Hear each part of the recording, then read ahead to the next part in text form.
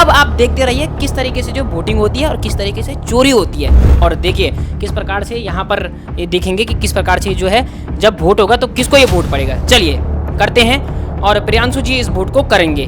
सबसे पहले प्रियांशु जी, क्या मैं इस वोट को कर सकता हूँ अभी? बिल्कुल। तो चलिए कैमरामैन को कहूँगा थोड़ा मेरे को भी दिखाएं, क्योंकि आज मज़ा आ रहा है भाई, क्योंकि ये बहुत ज़बरदस्त चीज़ है कि कैसे वोट चोरी होते हैं। अब देखिए भाई, ये जो है ये सेब है, ये केला है और ये तरबूज है। मैंने क्या कर दिया, तरबूज को वोट देना है क्योंकि ये मेरा चाचा है, इसको मैंने अपने चाचा को जिताना है। ये देखिए आखिर देहरादून में अब पता लग चुका है भाई कि वोट चोरी होते हैं, क्योंकि एक ऐसी एनजीओ मेरे पास आई है जिन्होंने बिल्कुल तरीके से मुझे समझा दिया है कि हाँ वोट चोरी हो सकते हैं। इस खबर को पूरे भारत में फैलाओ। आखिर राहुल चिमन भाई मेहता और भारत क्या कहता? भारत यही कहता कि भाई वोट चोरी हो सकते हैं। सर नमस्कार, आपका शुभ नाम और आप कहाँ से रहने वाले हैं और कहाँ से आए हैं आप? मेरा नाम प्रियांशु है, मैं देहरादून का रहने वाला हूँ और मैं अभी यहाँ पे ये ईवीएम ब्लैक ग्लास का जो डेमो है ये दिखा रहा हूँ, तो कि कैसे इसमें कागज़ के वोट मैनिपुलेट किए जा सकते हैं, कि इलेक्ट्रॉनिक वोट में गड़बड़ी हो सकती है। ये बात साबित हो गई थी 2009 में। जो इंजीनियर हरि प्रसाद थे उन्होंने असली ईवीएम को, ये तो हमारी खुद की बनाई हुई है, लेकिन उन्होंने असली ईवीएम पूना की कलेक्टर के ऑफिस से ली और उसमें ये रिमोट कंट्रोल के उन्होंने ली मतलब यानी चोरी की उन्होंने? इलीगली ली। हाँ। उसके लिए उन्हें बाद में जेल भी जाना पड़ा। आप वो पूरा गूगल करके आप उनके बारे में पढ़ सकते हैं कि क्या क्या फिर उसके बाद सिनेरियो हुए थे। तो उन्होंने असली ईवीएम ली और उसको लाइव टीवी पे मैनिपुलेट करके दिखाया और सिर्फ एक ही न्यूज़ चैनल ने कवर किया था, सहारा समय ने। तो इसके बाद 2013 में सुप्रीम कोर्ट का ऑर्डर आया कि आप इसको और ज़्यादा वेरीफाइबल बनाइए इस पूरे वोटिंग प्रोसेस को। तब वीवीपैट आई कि जिसमें कागज़ की पर्ची निकलती है और वोटर उसको वेरीफाई कर लेता है अपने दबाए हुए बटन के साथ, कि इलेक्ट्रॉनिक वोट तो चोरी हो सकते हैं। वो ऐसा कैलकुलेटर बनाया जा सकता है जो 5+5 वो 10 नहीं 50 दिखाए, 20 दिखाए, लेकिन कागज़ की पर्चियाँ तो आदमी अपनी आंखों से देखता है, वो या तो जलाई जा सकती है, फाड़ी जा सकती है, गायब नहीं करी जा सकती, जैसे सॉफ्टवेयर के केस में होता है।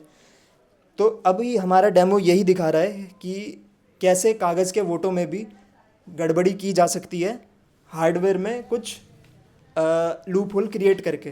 बिल्कुल, मैं सीधे तौर पे आपको बता दूं, प्रियांशु जी अपने हिसाब से सही बता रहे हैं, लेकिन जो ये एनजीओ है इसका कहना है कि जो ये ब्लैक पेपर जो बाहर से लगा हुआ है, आखिर ये क्यों? पहले व्हाइट पेपर लगा करता था, उसमें साफ पता लग जाता था मैंने इस पार्टी को वोट दिया है भाई, लेकिन अब ये ब्लैक पेपर लग चुका है। इसमें जो है जो सेंसर हैं लाइट वाला है, ये क्यों लगाए गए हैं? पूरे जो प्रियांशु जी यहाँ पर हैं वो आज पूरा ईवीएम जो ये डेमो है, मैं ईवीएम नहीं कहूँगा, डेमो, ईवीएम का जो डेमो है वो हमारे सामने लेके आए हैं। अब आप देखते रहिए किस तरीके से जो वोटिंग होती है और किस तरीके से चोरी होती है। हर एक बच्चे को देखना चाहिए, बच्चा यानी कि जिसकी उम्र 18 साल कंप्लीट हो चुकी है, जिसको मतदान का अधिकार है। और बच्चों को भी आजकल जागरूक होना चाहिए, माता पिता को जागरूक होना चाहिए, हर किसी वोटर को जागरूक होना चाहिए। आखिर हम वोट कर क्या रहे हैं? अंधविश्वासी में जिनाब छोड़ दीजिए। जी प्रियांशु जी आगे कैसे हो गई? तो अब सीधा डेमो पे आ जाते हैं कि यहाँ पे हमने 3 कैंडिडेट रखे हैं, एप्पल, बनाना और वाटरमेलन। जी। तो हमारा प्रोग्राम क्या करता है, वो केले और वाटरमेलन के वोट चोरी करके एप्पल में डाल देता है। जी तो बिल्कुल बिल्कुल। तो हम यहाँ पे 4 वोट डाल के देखेंगे। कैमरामैन को कहूँगा थोड़ा हल्का सा पीछे आप जाएं और देखिए किस प्रकार से यहाँ पर ये देखेंगे कि किस प्रकार से जो है जब वोट होगा तो किसको ये वोट पड़ेगा। चलिए करते हैं और प्रियांशु जी इस वोट को करेंगे। सबसे पहले प्रियांशु जी, क्या मैं इस वोट को कर सकता हूँ अभी? बिल्कुल। तो चलिए कैमरामैन को कहूँगा थोड़ा मेरे को भी दिखाएं, क्योंकि आज मज़ा आ रहा है भाई, क्योंकि ये बहुत ज़बरदस्त चीज़ है कि कैसे वोट चोरी होते हैं। अब देखिए भाई, ये जो है ये सेब है, ये केला है और ये तरबूज है। मैंने क्या कर दिया, तरबूज को वोट देना है क्योंकि ये मेरा चाचा है, इसको मैंने अपने चाचा को जिताना है। ये देखिए, आप वेरीफाई कर लीजिए कि तरबूज। देखिए मैंने तरबूज को वोट दिया है। मैं कैमरामैन को थोड़ा और बारीकी से आएँ और दिखाएं। ये देखिए अब ये लाइट बंद हो चुकी है क्योंकि पहले वेरीफाई हो चुका है कि भाई तरबूज पे वोट पड़ चुका है। जी प्रियांशु जी इसके आगे। अब मान लीजिए अगला वोटर, जैसे कि होता है कि एक परिवार के लोग साथ में लाइन लगते हैं, ठीक है, एक गांव के लोग इस लाइन में साथ लगते हैं, तो एक परिवार के लोग तो अक्सर एक ही पार्टी को, एक ही कैंडिडेट को वोट देंगे। तो मान लीजिए आपके पीछे मैं लगा हुआ था, मैंने भी तरबूज को वोट दे दिया। देखिए तरबूज अपना को वोट वोट दिया वेरीफाई किया जी। अब देखते रहिए, तरबूज को वोट दे दिया है। अब ये तरबूज को वोट पड़ेगा और मैं और आगे बढ़ गया। आगे बढ़ गए अब मान लीजिए तीसरा वोटर आया जी उसने, वो केले का वोटर है, जी उसने केले का वोट बटन दबाया, जी। देखिए, केला देखा हाँ और आगे बढ़ गया। आगे बढ़ गया जी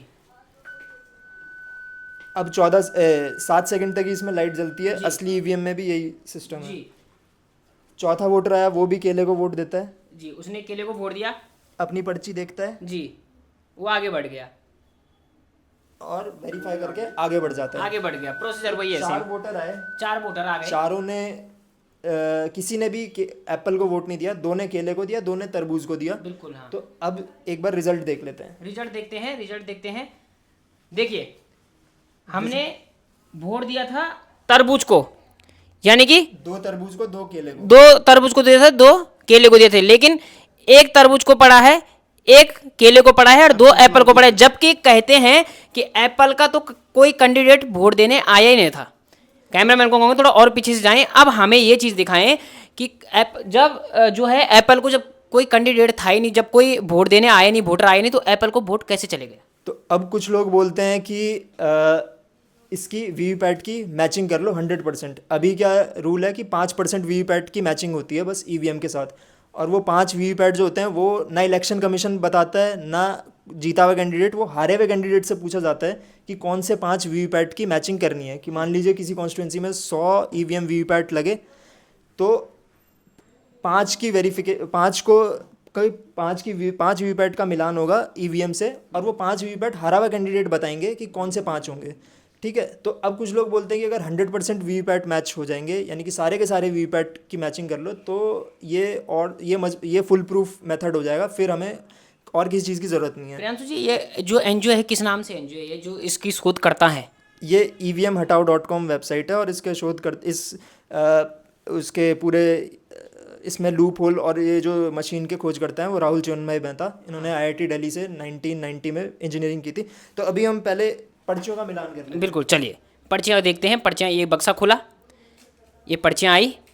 अब देखिए आप, सीधा पर्चियों का जो मिलान हुआ, तरबूज को 1 वोट पड़ा है, सेब को 2 वोट पड़े हैं और केले को 2 वोट पड़े, जबकि मैच भी हो गया, मैच भी हो गया है, ये भी हो गया, क्योंकि पब्लिक के सामने साफ सुथरा आ चुका है कि पब्लिक ने जो है सत्यवादी यही वोट दी थी। लेकिन आपने देखा कि आपने क्या किया, आपने क्या किया था, 2 वोट आपने तरबूज को दिए थे, 2 वोट आपने केला को दिया था भाई। लेकिन इनका एक एक वोट कट के इन दोनों को डाइवर्ट हो चुका है, इसलिए जो है ये कैंडिडेट सेब वाला जीत चुका है। तो ये हुआ कैसे जी, ये हुआ सॉफ्टवेयर और इसमें लगे काले कांच की वजह से। अच्छा, तो ये है जून 2017 से पहले का वीवीपैट की फोटो, जहाँ पे कांच जो था वो पूरी तरीके से ट्रांसपेरेंट था। और ये है जून 2017 के बाद के जो वीवीपैट हैं जिनमें कांच पूरी तरीके से काला है। तो इसको अब एक बार खोल के हम देखते हैं इस प्रोसेस को जी, क्या हुआ। बिल्कुल, चलिए देखते रहिए। ये भारत है, इसमें कुछ भी हो सकता है भाई। तो अभी जब पहला वोटर आया जी, उसने बटन दबाया तो केले की पर्ची लगी, हाँ छप के आई, हाँ, वो देखा, वो आगे बढ़ गया।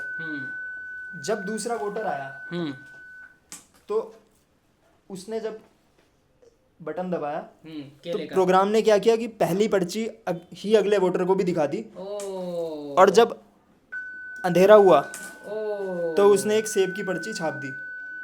आपको क्यों पता नहीं लगा? क्योंकि यहाँ पे कांच था, काला कांच था। अच्छा, ठीक है, तो आपको इसलिए पता नहीं लगा कि पहले से केले की पर्ची रखी हुई है, और जब सेब की पर्ची छपी तब लाइट बंद थी। तो अब हम देख लेते हैं कि एक बार एक्चुअल ईवीएम का प्रोसेस, ये तो इसको कंपेयर कर लेते हैं एक्चुअल ईवीएम के प्रोसेस से। जी, ये एक्चुअल ईवीएम है जी। प्रियांशु जी, हमारे दर्शकों को आप बताते रहिए क्या क्या कुछ ये जैसे उसने बटन दबाया वोटर ने, तो अब आप देखना ना पर्ची छपते हुए दिखेगी और लाइट बंद हो जाएगी, ना कटते हुए दिखे। अब अगले वोटर को भी उसने वही लाइट जला के पिछली पर्ची अगर दिखा दी तो आपके पास कोई तरीका नहीं है पता करने का। ये हमारी मशीन है, लेकिन ये प्रोसेस सेम ईवीएम का है, असली ईवीएम का है। तो अगेन ऐसा हो रहा है या नहीं हो रहा है वो हम नहीं कह सकते कब तक, जब तक इलेक्शन कमीशन अपना इसमें सॉफ्टवेयर हमें खोल के देखने नहीं देता है, जो कि इलेक्शन कमीशन नहीं देता है। जो जून 2017 में इलेक्शन कमीशन ने हैकाथॉन ऑर्गेनाइज करी थी, उसमें उसने क्या बोला, पहले तो उसने सिर्फ कुछ ही बड़ी पार्टियों को इनवाइट किया, टेक्निकल एक्सपर्ट्स को इनवाइट नहीं किया, और जो वहाँ पे गए भी उनको क्या बोला कि इसको हम तुम्हें टच करने नहीं देंगे, दूर से इसको हैक करके दिखाओ। तो ठीक है, दूर से कोई चीज़ तभी हैक हो सकती है जब वो नेटवर्क से कनेक्टेड हो, ठीक है, लेकिन इस पॉसिबिलिटी को उन्होंने बिल्कुल इग्नोर कर दिया कि इलेक्शन कमीशन के कुछ ऑफिसर्स, एपेक्स ऑफिसर्स 10, 15, 20, वो इसमें इनसाइडर टेम्परिंग करवा सकते हैं अगर वो कॉम्प्रोमाइज़ हो जाए तो, ठीक है, हैं या नहीं ये तो अभी नहीं पता, लेकिन ऐसा किया जा सकता है कि मतलब सरकारी डिपार्टमेंट, कोई भी सरकारी डिपार्टमेंट में भ्रष्ट अधिकारी हो सकते हैं, जुडिशरी में भी बोलते हैं वहाँ पे भी काफ़ी करप्शन है, लेकिन इलेक्शन कमीशन वो ये मान के चल रहे हैं कि यहाँ पे ऐसे कभी कोई नहीं हो सकता कि इनसाइडर टेम्परिंग की सॉफ्टवेयर ही बदल दिया जाए, ठीक है। अच्छा, अब इसमें आ जाते हैं कि ये किया कब जा सकता है। चलिए देखते रहिए किस तरीके से है। तो इसमें ये हो कब सकता है कि मान लीजिए 30 तारीख को चुनाव है, 30 मार्च को चुनाव है, तो 15 तारीख को इलेक्शन कमीशन का सॉरी डीएम के ऑफिस में बेल का टेक्नीशियन आता है, भारत इलेक्ट्रॉनिक्स का टेक्नीशियन आता है, जो कि इसमें symbol loading file candidate file upload करता है सिंबल लोडिंग यूनिट के थ्रू, कि मतलब और ये ऑफिशियल प्रोसेस है, ये कोई कॉन्स्पिरेसी नहीं है।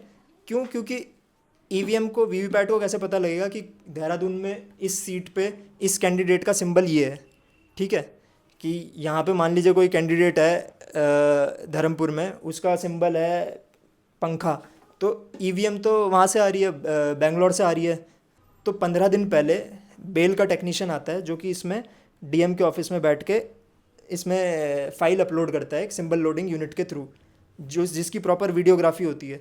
तो उस फाइल में ये कमांड डाली जा सकती है कि उसमें 3 चीज़ें होंगी, एक पासवर्ड, दूसरा डेट, टाइम, और किस कैंडिडेट को फेवर करना है ये, और उसको ये पता नहीं चलेगा जो टेक्नीशियन होगा। क्यों? क्योंकि वो ऑथोराइज नहीं होता है उस फाइल को खोल के देखने के लिए, उसको अपना वो लैपटॉप कनेक्ट करता है और फाइल उसमें अपलोड कर देता है, फाइल के अंदर क्या है ये देखने के लिए ऑथोराइज नहीं है, ना वो ना उसके जो डीएम है वहाँ पे, ना वो। तो उस फाइल में इस तरीके की कमांड डाली जा सकती है, 3 चीज़ें जो मैंने बताई। पहला पासवर्ड से क्या होगा कि चोरी करनी है नहीं, ये मशीन को पता लग जाएगा। डेट, टाइम, और किस सिंबल को करना है वो। तो मॉक पोल के टाइम पे भी पकड़ा नहीं जाएगा। क्यों? क्योंकि इसके अंदर रियल टाइम क्लॉक है। जैसे मैं अपना लैपटॉप को अगर मैं बैटरी निकाल दूँ, शट डाउन कर दूँ, बैटरी निकाल दूँ, दोबारा कनेक्ट करूँगा बैटरी, तो भी वो सही टाइम बताएगा। क्यों? क्योंकि उसके अंदर एक रियल टाइम क्लॉक है। ऐसे ही इसके अंदर भी रियल टाइम क्लॉक है। जब ईवीएम ऑन होती है तो सबसे पहले उसमें डेट और टाइम आती है। ये क्या है इसमें? हाँ, मैं इसी पे आ रहा हूँ। ये कैंडिडेट फाइल है कि कौन से कैंडिडेट का नंबर, क्रमांक, कौन से ऑर्डर, किस ऑर्डर में है, कि कितने कैंडिडेट इलेक्शन कॉन्टेस्ट कर रहे हैं और उनका ऑर्डर क्या है, पहले नंबर पे बैलेट पे किसका नाम होगा, दूसरे पे किसका होगा। तो जो मैं वो मॉक पोल की बात बता रहा था कि ईवीएम को पता है तारीख और टाइम दोनों। तो कमांड, जो सॉफ्टवेयर है, जो प्रोग्राम है, उसमें जो कमांड इस तरीके से डाली जा सकती है कि किस तारीख को और कितने समय पे चोरी शुरू करनी है। तो मान लीजिए 15 तारीख को इसमें फ़ाइल अपलोड कर रहे हैं, कैंडिडेट फाइल, यही कैंडिडेट फाइल जिसमें पासवर्ड, डेट और टाइम है। तो 30 तारीख को चुनाव है, तो कमांड में मैं ये डालूँगा कि 11 बजे से चोरी शुरू करनी है। तो 11 बजे से पहले आप जितनी इसकी टेस्टिंग करोगे, ये ईमानदारी से काम करेगा। और मान लीजिए मैं डालता हूँ कि 10% एप्पल को फेवर करना है 30 तारीख को 11 बजे के बाद। बीच में तो मॉक पोल होता नहीं है इलेक्शन रोक के, ठीक है, तो मॉक पोल बाईपास हो जाएगा। अब तीसरी चीज़ की आप इसमें हो सकता है कि ये एक और चीज़ जो है कि इसमें लाइट सेंसर भी लगे हुए हैं। लाइट सेंसर किसे बोलते हैं? लाइट सेंसर है जैसे कि आप मॉल में जाते हैं, हाथ रखते हैं वॉश बेसिन पे, तो अपने आप पानी निकलता है। कैसे? क्यों? क्योंकि उसमें लाइट सेंसर है, उसे पता लग जाता है कि कोई कुछ सामने खड़ा है, हरकतें हो रही हैं। हाँ, कोई सामने आया है आदमी, तो वो पानी ऑन करेगा, जब आदमी चला जाएगा तो वो पानी को ऑफ कर देगा। ऐसे ही इसके अंदर लाइट सेंसर है। ये टाइम्स ऑफ इंडिया की न्यूज़ है जिसमें कि ये पता लगता है कि इस मशीन के अंदर लाइट सेंसर है। तो यानी कि मशीन को पता है कि मैं सामने खड़ा हूँ और अब मैं चला गया हूँ, ये मशीन को पता है। तो अगर इस तरीके से इसमें कमांड डाली जा सकती है कि कोई अगर इसमें रुक के देख रहा है, ठीक है, तो उसको पूरा प्रोसेस दिखा देगा, पर्ची छपते हुए भी दिखा देगा, कटते हुए भी दिखा देगा, सब कुछ दिखा देगा। लेकिन बहुत सारे लोग होते हैं, हमारी ऑब्जर्वेशन है कि 70-80% लोग देखते ही नहीं है, वो बटन दबाते हैं और सीधा आगे बढ़ जाते हैं। तो ऐसे केस में वो लाइट जलाएगा, बंद करेगा और बस, और अंधेरे में एक दूसरी पर्ची छाप के उसको बैलेंस कर देगा जो इलेक्ट्रॉनिक वोट है। तो ये इसका वो है। आगे आपके कोई इसमें प्रश्न है तो आप पूछ लीजिए। प्रियांशु जी, जैसे सपोज मानो हमारी उत्तराखंड की समस्त जनता है, मैं उत्तराखंड के बारे में ज़्यादा बात करूंगा। उत्तराखंड की जनता एक ही चीज़ पड़ी रहती कि नहीं जी वोट चोरी होती ही नहीं है। सपोज मानो मैं पार्टियों की बात करूंगा, वैसे हमें जाना नहीं चाहिए, लेकिन एक बात करेंगे हम, जैसे कांग्रेस और बीजेपी, राहुल गांधी का कहना है कि नहीं, देखो इसमें क्या है कि हम पार्टी की या किसी गवर्नमेंट की बात ही नहीं कर रहे हैं, हम इसमें एक लूप होल बताने की कोशिश कर रहे हैं कि ये काले कांच के वजह से एक लूप होल क्रिएट हुआ है और चोरी करना बहुत पॉसिबल है। कौन कर रहा है नहीं कर रहा है, मैं तो बोल रहा हूँ कि बता ही नहीं सकता है, जब तक कोई सॉफ्टवेयर नहीं खोल के देखेगा। इलेक्शन कमीशन अपना सॉफ्टवेयर हमें देखने दे, मशीन खोल के देखने दे, तो हम बता देंगे। हैकाथॉन में उसने टच करने नहीं दी थी मशीन। बिल्कुल, मैं वही चीज़ कह रहा हूँ आप लोगों की, किस तरीके से जो राहुल चिमन भाई मेहता हैं, उन्होंने किस तरीके से जो है एक एनजीओ चलाई, उसमें ये चीज़ें बताई कि ये ब्लैक जो पेपर है इसको हटाया जाए और किस तरीके से भाई वोट चोरी जो हो रहे हैं उसको जो है बचाया जा सके। अच्छा, अब इसमें कई लोग हैं कई पार्टी हैं जो ईवीएम का विरोध करती हैं, ठीक है, कई पार्टी हैं, कई इंडिपेंडेंट लोग हैं। तो वो जिन राज्यों में उनकी सरकार है वहाँ पे वो क्या कर सकते हैं कि आर्टिकल 328 स्टेट गवर्नमेंट को पावर देता है कि वो चुनाव के स्टेट गवर्नमेंट में जो स्टेट इलेक्शन कमीशन जो चुनाव करवाता है उनमें बैलेट पेपर का ऑप्शन दे सकते हैं। तो आर्टिकल 328 के स्टेट गवर्नमेंट को अथॉरिटी देता है, तो वो लोग अपने स्टेट में ईवीएम के साथ साथ एक बैलेट पेपर का ऑप्शन दे सकते हैं कि जिन लोगों को ईवीएम पे भरोसा है वो ईवीएम से वोट दे दें, और जिनको बैलेट पेपर पे भरोसा है, जिनको ईवीएम पे भरोसा नहीं है, वो बैलेट पेपर से वोट दे दें। तो ये स्टेट गवर्नमेंट के पास ऑप्शन है। तीसरी और चीज़ कि प्राइवेट मेंबर बिल तो वो रख ही सकते हैं पार्लियामेंट में कि ईवीएम को बैन करो, या ईवीएम को बैन नहीं करना है तो बैलेट पेपर का भी साथ में ऑप्शन दो। ये जो उनकी अथॉरिटी में है, बाद में हो ना हो, लेकिन इतना तो कर ही सकते हैं, लेकिन वो इतना भी कोई नहीं कर रहा है। जब तो अभी हम वोटर्स सिटीजन्स अपने लेवल पे क्या कर सकते हैं कि इस तरीके का पोस्ट कार्ड वो पीएम को हम भेज सकते हैं जिसमें लिखा हो कि EVM black glass, remove black glass from EVM, remove light sensors from EVM और give ballot paper option to voter. इस तरीके का हम एक पोस्ट कार्ड जो है हम सिटीज़न अपने लेवल पे, वोटर्स अपने लेवल पे प्राइम मिनिस्टर को भेज सकते हैं और इसकी मांग कर सकते हैं। तो जितना ऑब्वियस ये है कि अगर सिर्फ 5-10 लोग भेजेंगे तो हो सकता है प्राइम मिनिस्टर इसको नज़रअंदाज कर दे, लेकिन अगर करोड़ों लोग ये भेजते हैं तो ये भी उतना ही ऑब्वियस है कि उनको ये मांग को मानना के लिए प्रेशर बढ़ेगा उन पर। ये हम वोटर्स से रिक्वेस्ट करते हैं, अपील करते हैं कि वो ये स्टेप को फॉलो करें। भले ही यह चैनल ये दावा नहीं करता कि वोट चोरी इस चीज़ से हो रहे हैं या नहीं हो रहे हैं, तो बने रहिए A1 न्यूज़ उत्तराखंड के साथ। मैं अंकित बडोनी।